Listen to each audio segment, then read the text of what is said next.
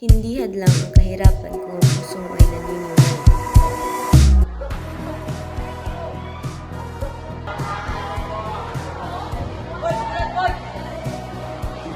Good morning, class. Malapit na ang inyong graduation. Anong course ang gusto mo kunin sa kolehiyo? Ako, edukasyon. Gusto ko magtulong sa mga bata. Ako naman po ay business. Gusto ko magtayo ng sarili lahat. Doktor, pero baka naman. At ikaw, Ana? Ako kasi po, gusto ko tumulong sa mga may sakit. Lalo na po yung mga walang tama sa hospital.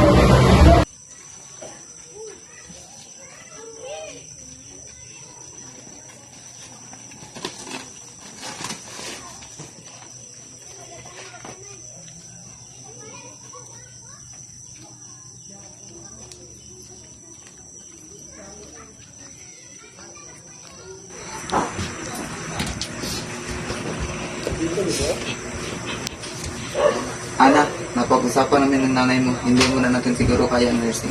Bakit itay? Mahal ang tuition, pati uniform, libro, pang board review. Wala pa tayong ipon. Tay, ito lang po ang pangarap ko. Hindi ko to basta-basta susukuan. Anak, hindi namin sinasabing hindi mo ituloy, pero baka kailangan natin maghintay. Hindi po ako hintunay.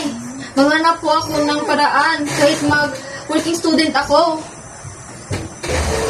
Alam, bakit ang tahimik mo? Hindi niya kaya mag-application ko sa nursing. Tapos mo po, may mga scholarship programs. Baka makapasok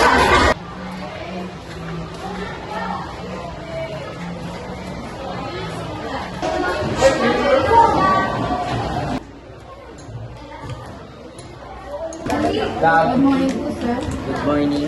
Hindi po na po kaya mag-application ko. Ana, hindi mo kailangan sumuko.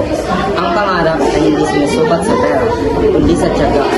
Salamat po, Sir John. Hello po. Sino kaya to? Sino po sila? Ay, hello po ate. May nagpapadala po sa'yo ng liham. Ay, salamat po. Okay po. Ano kaya to? Ma, meron nagpapunta ng liham. Basahin mga anak. Congratulations! You have been accepted as a nursing scholar. Totoo ba yan, anak? Oo, Nay. Meron akong libreng tuition. Pasensya na. Akala ko hindi natin kaya. Pero ikaw lang pala ang upatunay na walang imposible. Ay, salamat po. Hindi ko to magawa kung hindi ko rin kayo minahal at pinaniwalaan.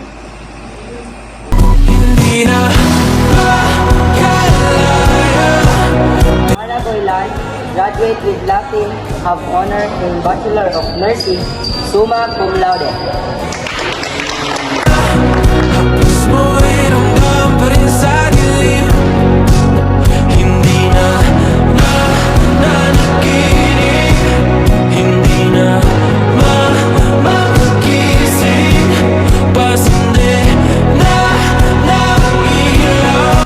Hindi lahat ng pangarap madaling abutin. Pero kung maniniwala ka sa sarili mo at magpupursigi, kahit mahirap, mararating mo rin ang puting uniforme ng tagumpay.